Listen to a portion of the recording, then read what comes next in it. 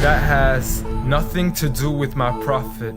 Please just stop it. It doesn't make any sense. That's not the message he sent. That's not what he meant. That's not why he came. So you can claim as much as you want to, but I assure you the man I follow was not the same.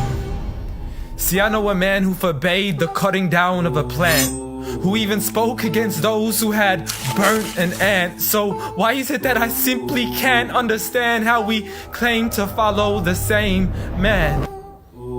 I mean, I know a man who forbade us from harming the innocent, saying he who does so would not only be prohibited from paradise, but he would not even smell its scent. So please tell me how what you're doing has anything to do with the message that he sent. This is the man who forbade us from even scaring cattle with a knife, saying you have no right to let the animal die twice. And when he was asked for advice, he'd reply, don't get angry, don't get angry, don't get angry, repeating it thrice. See, I know a man who called to patience first, even to those who had treated him the worst. And when he was asked to invoke Allah's wrath, he said, I was not sent to curse, but rather as a mercy to the earth. Matter of fact, the entire universe, meaning everything that was made. See, this is a man whom the clouds would rush to shade, a man to whom the trees would sway and the birds would flock to seek his aid. For they knew he was a man of justice, a man who would never betray, a man who could be trusted even by those who had wanted him slain. See, Anas bin Malik served him for 10 years and not once had he heard him complain. For he would never get angry for himself, but only for Allah's sake. And he never responded to evil with evil, but rather he pardoned and forgave. For had he been harsh-hearted, the people would have ran away.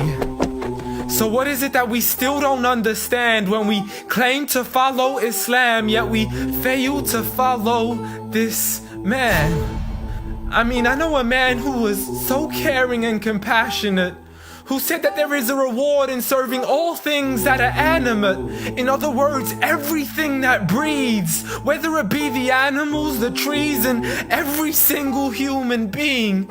I mean, if Allah called him Rahmatan lil Alameen, how dare you call him anything else that contravenes? See, this is a man who said that the Muslim was he who is soft, simple, and lenient.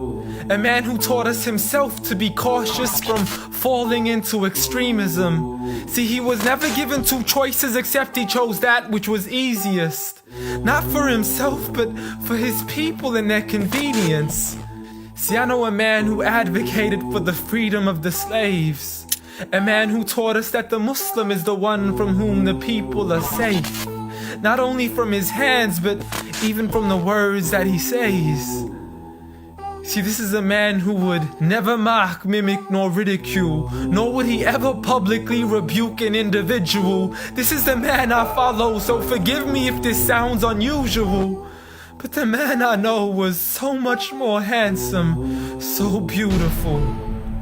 A man who taught kindness to the neighbors, who taught us to serve others without expecting back any favors, to spread peace to those we know and even to the strangers, to walk with humility and to simply ignore the haters. But nevertheless, I know a man who still taught us to stand up for the oppressed, from the men, women, and children who call out to us in distress. I know a man who taught us to fight for these people, but by no means does this mean we have the right to transgress. For those who oppress have nothing to do with his name. So you can say what you wish to say and continue to defame his name, but at the end of the day, I assure you, the man I follow was not the same. Muhammad sallallahu alayhi wa sallam.